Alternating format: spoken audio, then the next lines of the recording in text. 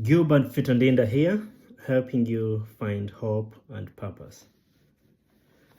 Well, I would like to ask you a question. What's on your mind today? And maybe you could ask me the same thing. Well, there's so many things on my mind today, and I just wanted to share one thing that's on my mind. And the title of my sharing today is When We Miss the Bigger Picture. And the bigger picture includes faith, context, and understanding. You see, sometimes we examine every single word or action in isolation.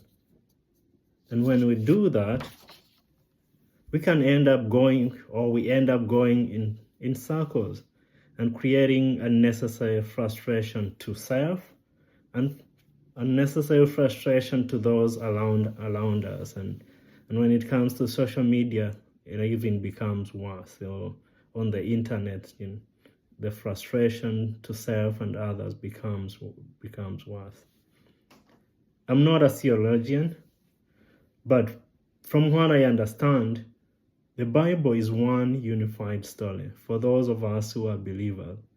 From Genesis to Revelation, it's one unified story. When we take a single verse without understanding its context or how it fits into the bigger picture, it is easy to argue endlessly without reaching clarity. Let me say that again. These days, it is easy to argue endlessly without reaching clarity. But that's not starting today. It's been always there. Even the disciples who walked closely with Jesus didn't fully understand everything, even about Jesus and about God. And today is today is one of the good and memorable day or memorable weeks. This week is the memorable week in the Christian faith. It's a day when we remember the sacrificial lamb.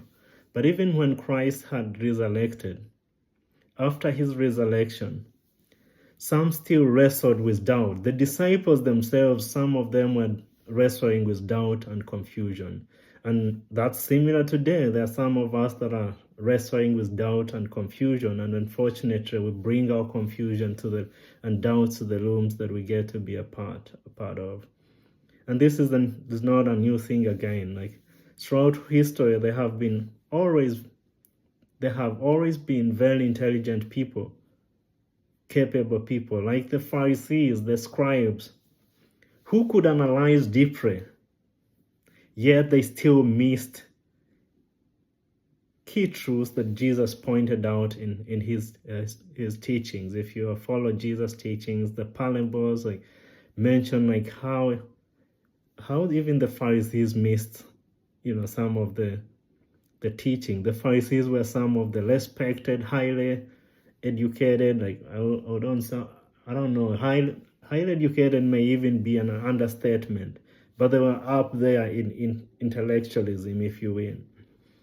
And today, when it comes to writing songs and creating anything meaningful, which some people will claim I work better than anyone else, and things like that, there's some unfair competition. And so, but when it comes to creating meaningful things, even the gifted individuals are still human. Let me say that again. Even the gifted individuals are still human, imperfect, and in need of God's guidance and revelation. And today we actually live in a very, very, very kind of modern world of technology and artificial intelligence, like AI. And I would say that AI didn't just appear on its own. Many people are scared of AI. It's machine learning, but the machine did not come up with the idea of being the good tool that it can be.